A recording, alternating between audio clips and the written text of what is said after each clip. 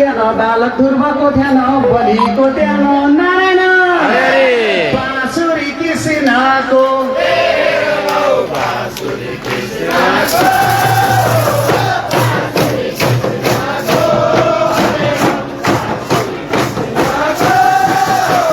बाँसको कपेरो नजान्नेलाई अप्ठ्यारो बाँसुरी कृष्णको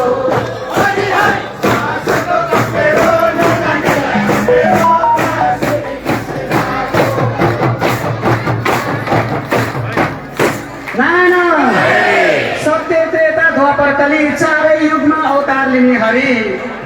द्वापर युगमा अवतार लिनुभयो गोकुल गाउँ कृष्ण नाउँ गाईका बाछा चराउन जानुभयो बाल गोपाल साथमा बाँसुरी हातमा नारायण लौ बज्यो बाँसुरी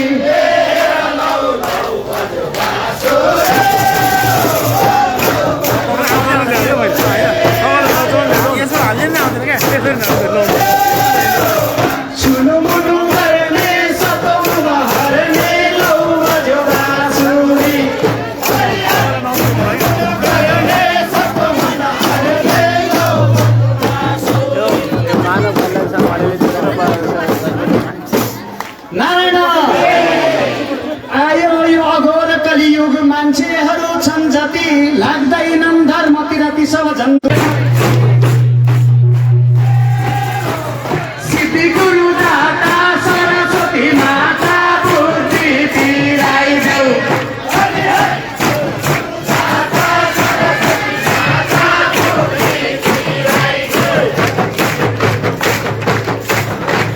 नाना संसारको हृदय यस्तै छ जन्मेपछि नमर्ने कोही पनि छैन अझै मरि कसैले नि पाएको छैन जति नि धन सम्पत्ति छोरा नाति भए पनि ताती नारायण एक्लै जानु छ एक्लै जानु छ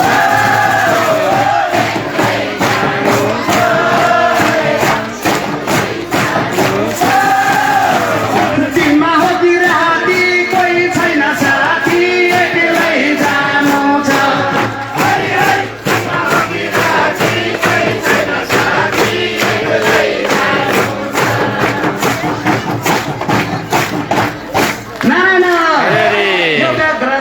जीवन भएको पति पत्नी छोराछोरी रहेको अब पत्नी गए भने पति पर सर्छन् पत्नी पनि पति गए भने पर सर रुन्छ हे मेरा प्राण प्यारा छोडेर गयो भन्छन्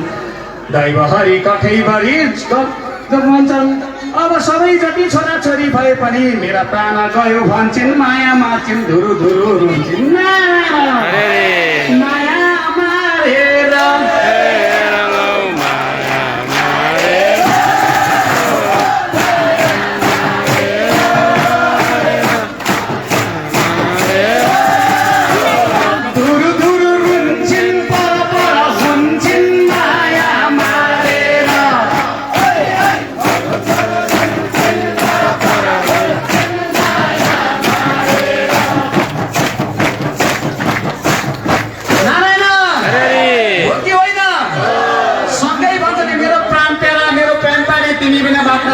तिमी बिना को छ र भनेर भन्छन् हिजोसम्म अब बुढो मऱ्यो भने बुढी पर सार्छन् बुढी मऱ्यो भने बुढो परछन् दैव हरि कठैभरि यसो पोलो फलानु मरौ भन्छन् दाजुभाइ आउँछन् बाछा काटी ल्याउँछन्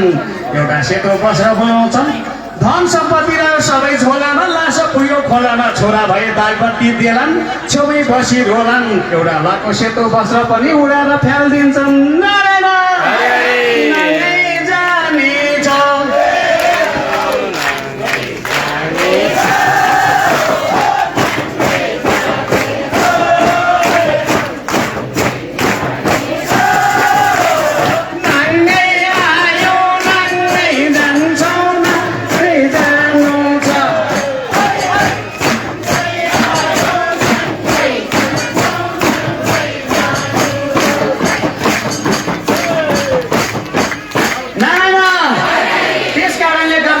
संसारमा मेरो भन्ने केही पनि छैन हेर्नुहोस् हिजो मेरो भन्थ्यो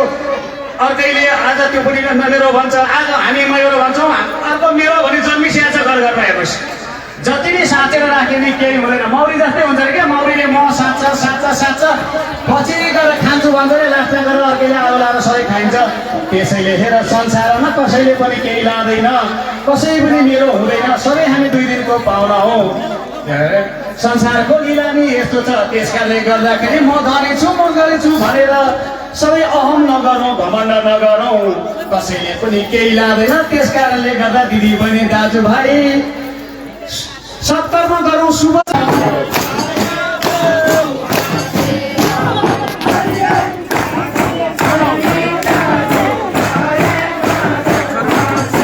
केही छैन यस्तै सेवा गरौँ हेर्नुहोस् यो संसारमा हामी आउँदाखेरि के गर्छौँ भने 2 मुठी कसेर आउँछौँ जन्मिँदाखेरि किन भन्दा त यो संसारमा सब हामीले राज गर्ने हो सबै कुरा हाम्रो भन्ने हेरेर तर जाँदाखेरि 2 हात खोलेर जान्छौँ प्रभु हामीले केही पनि लान सक्दैनौँ भन्छौँ त्यसैले गर्दा हेर्नुहोस् मान्छेले यस धरतीमा जन्म लिइसकेपछि लाने भनेको जम्मा 2टा चिज हो के चिज भन्नुहुन्छ भने एउटा पाप र पुण्य लान्छ पुण्य पाप गर्यो भने नरकमा जाला पुण्य स्वर्गमा गर र दैव हरिको एउटा चिज यहाँ छोडेर जान्छ के होला त भन्नु थाहा छ नारायण कीर्ति अमर छ कीर्ति अमर छ अमर छ रे कीर्ति अमर छ बाँचे पनि मरे पनि कीर्ति अमर छ पानी मारे पानी कीर्ति अमर छ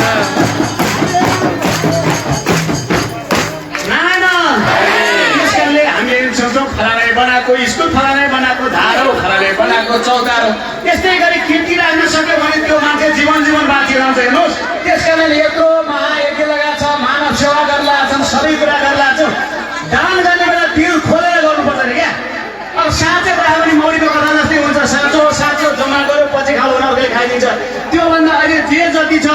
कसैलाई पनि पछि नहटिकन दान गर्नु होला सबै गरे मात्रै सबैले गरे मात्रै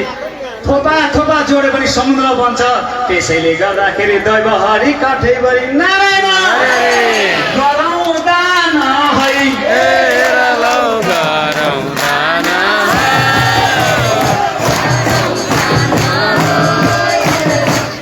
मानव सेवा गर्न लागि गरौँ मानव सेवा गर्नलाई गरौँ दान है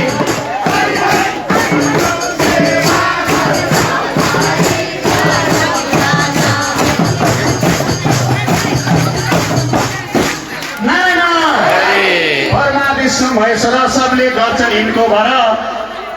ये श्री हरि पाप हर दैव हरि कथैभरि नारायण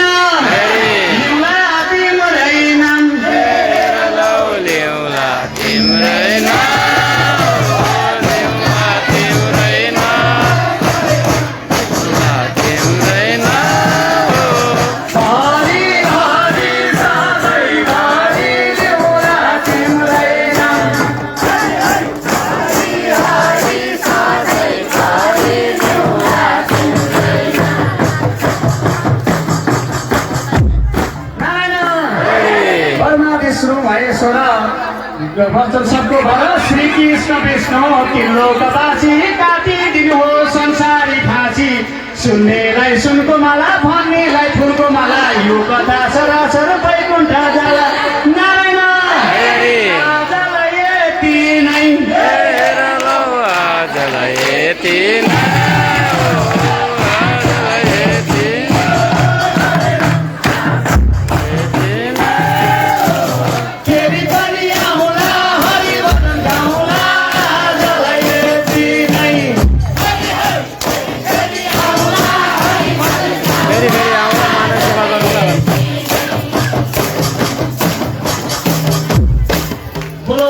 भागवत महायज्ञ की यहाँ उपस्थित सम्पूर्ण भक्तजन की वरपरका देवी देवताहरू की हजुरहरू पनि यो मानव सेवा पवित्र ठाउँमा हामी पनि आयौँ यो पवित्र ठाउँमा यो सब प्रदान गर्नुभएकोमा आयोजकलाई धन्यवाद आयौँ देशको दियौँ हजुरहरूले दिनु होला खाली कसैले नदिनु होला एक एकवटा इँटा थपेर भए पनि यो भवन भव्य बनाऊ फेरि हामी यसै गरी यही भवनमा फेरि पनि बाबत लाउला फेरि कार्यक्रम गरौँला सबै सम्झना होला भन्दै सबैलाई भन्न चाहन्छु राधे राधे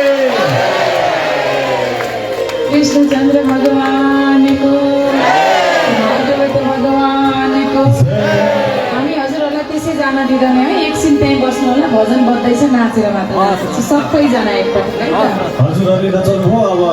हामीले पनि हजुरहरूलाई नचाउनेछौँ सरर ए है राधा चलेको बाटो काले कृष्ण भन्नु कता छ सरर ए है राधा चलेको काले कृष्ण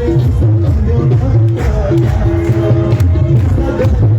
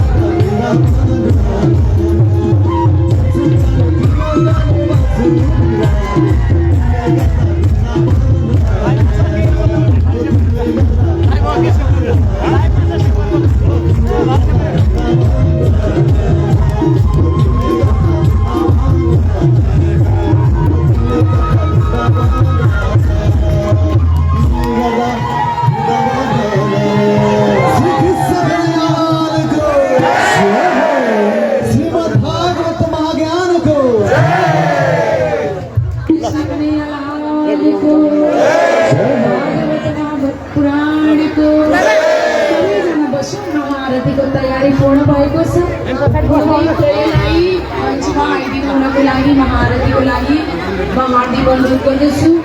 आज महाआरतीको सङ्कल्प गर्दा हुनुहुन्छ तारा नेउपानेज्यू, देवराज खरेलज्यू र टीका कुमारी